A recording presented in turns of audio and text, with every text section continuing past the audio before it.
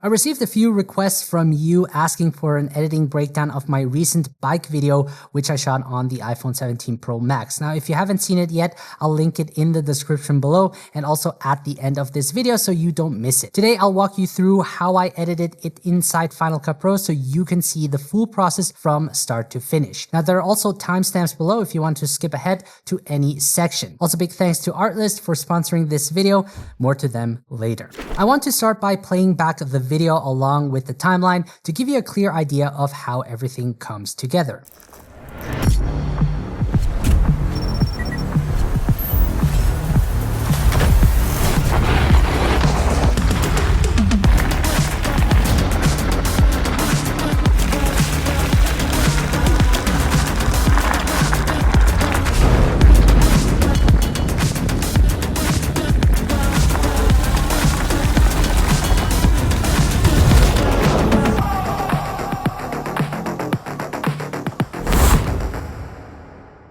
So that is what we'll be working on today. The storyline is simple but intentional, built around a clear beginning, middle, and end. It starts with me walking up to the e-bike and powering it on, setting the tone and introducing the action. From there, we move into the riding sequence where the goal is to make the viewers feel the speed and flow of the ride. And finally, it wraps up with a clean drift to bring the momentum to a satisfying close. First, I'll go through each shot and explain why I chose that specific part of the clip. I usually begin with a rough edit, picking the strongest moments and rearranging them so the story makes sense. Now, I'll be disabling the music and sound effects for this step so that we can focus entirely on the visuals. Now, the goal of this video was to really make it as action-packed and thrilling as the real experience. And this can be challenging with an e-bike limited to 25 kilometers per hour. The trick is not to go faster,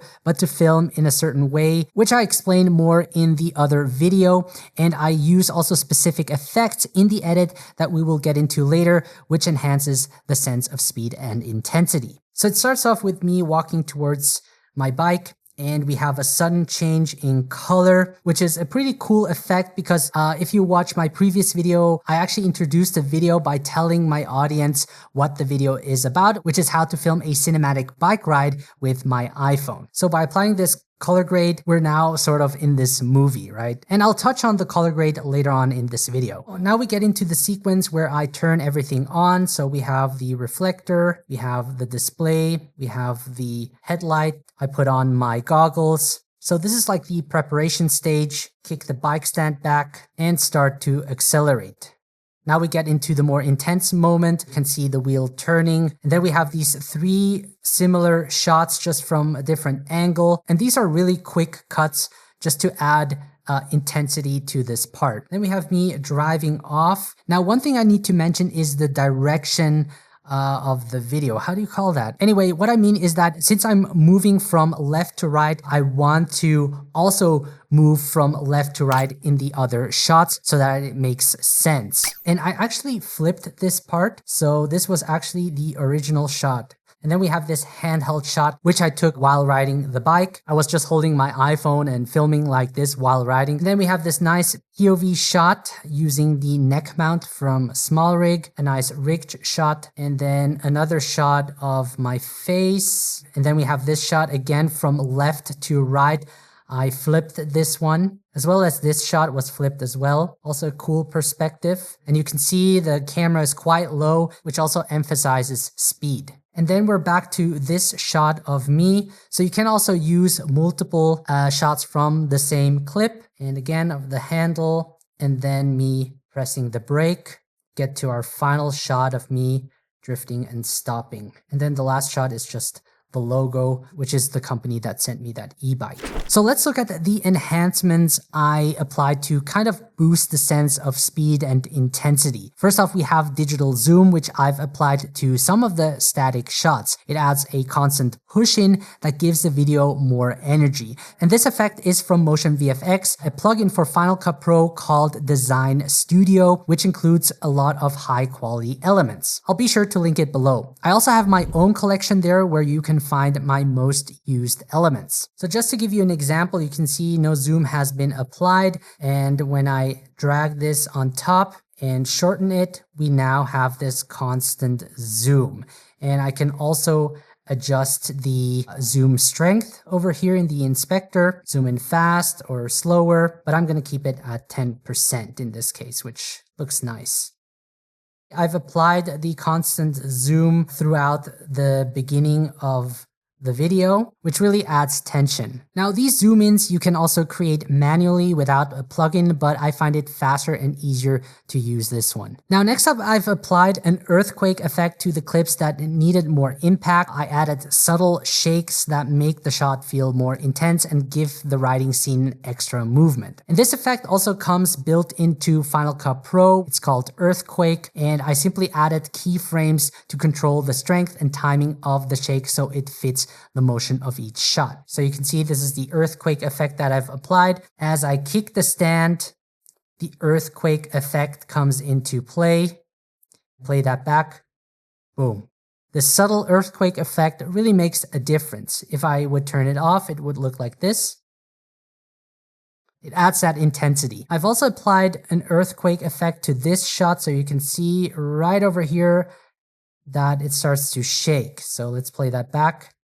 Whoosh. And without the effect, whoosh. So much nicer with that earthquake effect. You can also see the earthquake effect here as I pass by. Then I also applied a handheld camera movement effect, which adds subtle motion as if someone were actually holding the camera. And this makes the footage feel more natural and gives those static shots a bit more life and energy. Now, Final Cut Pro has a built-in handheld effect, but I used a free plugin from Dylan Bates called Truly Handheld. It gives you several variations to choose from and looks very natural. So as I select the clip, you can see I've applied a 35mm handheld, and as I scroll, you can see that the camera moves in subtly in all directions a bit, giving that natural camera movement. Now, I also sped up certain clips a bit, which definitely helps make the riding experience feel faster and more intense. Now, just be careful to not overdo it because speeding it up too much can quickly feel unnatural. So you can see I've sped this up 150%. This is not actually how fast I'm going, but yeah, I think it sold the effect. Next up is lens flare, which adds a light source with flare and atmosphere to the shot. Now, I added one to the headlight and to the reflector, and the difference is huge. It really helps make the footage feel more cinematic. Now, I used a plugin from MotionVFX called mFlare 2, and what I like about it is that you can choose different styles and use the built-in tracker to track the headlight like I did for the last clip. So this is the before and after. You can see it's pretty epic with those lens flares. When we move over to the last clip, you can see the lens flare over here, and then as I move forward, you can see that it's being tracked. So this is pretty cool. And you can see we have lots of different presets to choose from, which is nice. Now, a big part of setting the tone for this bike scene is music. And I picked an energetic track to match the fast pace of the edit. Now, finding the right song can take forever, but with Artlist, the sponsor of today's video, it was really fast. Now, all the sound effects in this video are also from Artlist, and they play a big role in making everything feel alive. I will show you how I layered them in just a moment. Now, Artlist has become more than just a music and sound effects library. It is now a full creative hub for filmmakers and creators who want to save time and work smarter. A useful tool worth checking out is their AI image generator, which runs on the Nano Banana Pro model for high quality results. If you need inspiration for a thumbnail for your bike video, select the Nano Banana Pro model and describe the image you want. In my case, I wanted a POV chest mount shot of someone riding a bike through the forest. After writing the prompt, I hit Enhance to refine it, and once it looked good, I generated the image. Within seconds, I had a solid visual I can later recreate as the real thumbnail. You can also use it to generate B-roll. For example, I created an image of a drone shot of a misty, moody Swiss forest during autumn, and let the tool generate a matching prompt. I hit generate, and this is the final clip I can now use at the beginning of the video. Now, Artlist keeps adding new tools to help creators stay inspired and work faster. Right now, they're running their holiday sale, their biggest of the year, and you can get 40% off the annual AI plan or 20% off the Max Pro plan, plus 2 extra months free through my link in the video description below.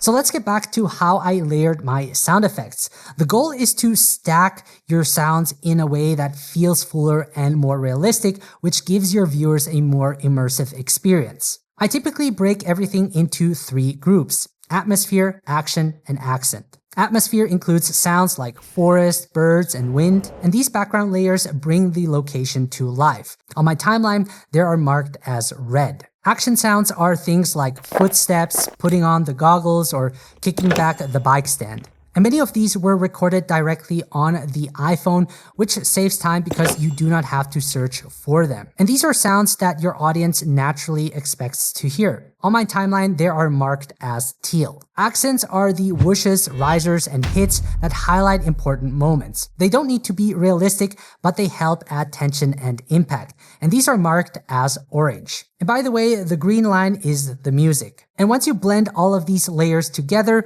you get a sound design that feels complete and pulls the viewer deeper into the scene.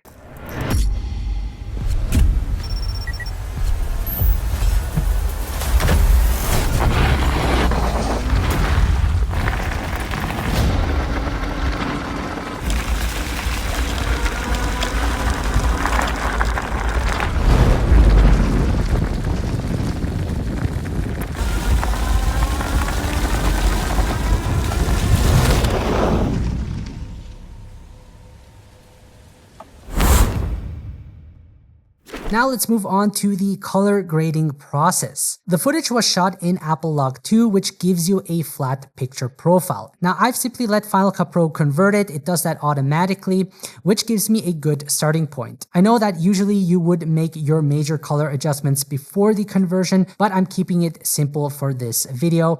And this works too. Usually Final Cut Pro automatically converts the Apple Log 2 clip, but if it doesn't, you can head over to the inspector, select this eye icon, and then be sure to choose General right over here. And then in the Camera LUT section, choose Apple Log 2, and it will convert it. So let's look at what I've applied here. So this is the before and after. So let me show you how I achieved this moody look. So the first thing I did is I adjusted the exposure. What I did is I brought back down the shadows, the highlights, and the midtones. Now, the blacks looked kind of crushed here. I usually go back and forth between the other color effects that I applied. So let's continue. Next up is saturation. I've boosted the saturation a bit, added more color to it. Then over to the white balance, I've cooled it off. Here in the highlights, you can see I've pulled it more towards blue. Next up, I've applied a vignette. I've created a shape mask. Simply on the outer mask, I've pulled down the highlights and midtones. The inner mask, I've lifted the highlights a bit. And this helps focus the attention towards the center. Next up, I've applied a color curve.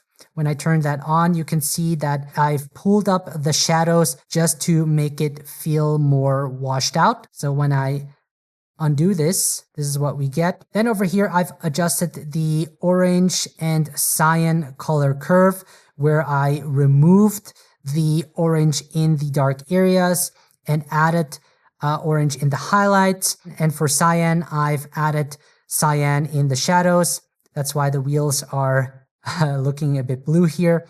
And I've removed cyan in the highlights. So this way I can come closer to that orange and teal look. Next up, I've applied a hue saturation curve. So when I enable that, you can see that I've reduced the saturation in the yellow by pulling this point down. And I've also cleaned the shadows and highlights. This way the wheels don't look overly teal and the highlights overly orange. So when I undo this, you can see that there's more blue in the shadows. And when I create this curve, it cleans it up. Now I've also applied a custom LUT. The LUT I used is from my premium mobile LUT pack, which I will link below. And I created these LUTs specifically for mobile footage so you can get an instant polished look without heavy grading. Now for this video, I chose the blockbuster look. So when I enable that, you can see that we get this orange and teal look, which creates a nice color separation. You can also adjust the intensity using the mix slider, as you can see, but I kept it at 35%. Now, an awesome feature of Final Cut Pro is the magnetic mask, which automatically detects the subject and creates a mask around it. And this saves a lot of time and makes it easy to isolate the subject or apply an effect only where you need them.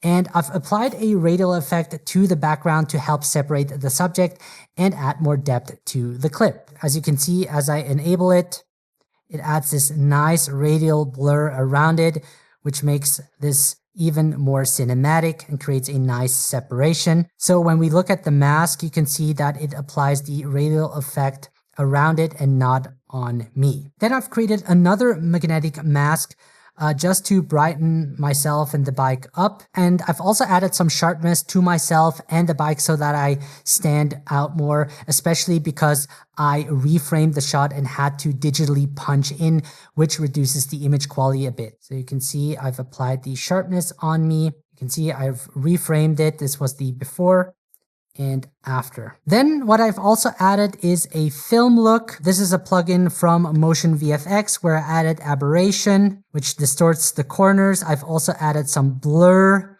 in the corners, and I've also added film grain just to blend in the colors better. Then of course we have the flare here, and at last I added some haze. You can see makes it all more foggy. And this is a plugin from Film Convert, which I'll also link below. And this is the final result. Here is the before and after. Now I kept the cuts clean without adding transitions to every clip because overusing them can make the edit feel cheap. I wanted to keep it classy, so I only added a transition at the end. I also added a shot on iPhone title to the clip where I drive off just to indicate that the entire video was filmed on an iPhone. All right, folks, there you have it. That is how I edit this bike video shot on my iPhone inside Final Cut Pro. Now, if you have any questions, feel free to leave a comment below. I hope this video was helpful, and if you want to see how I shot the bike video, be sure to check out this video right here. Thank you so much for watching, guys. Take care, and I will see you in the next one.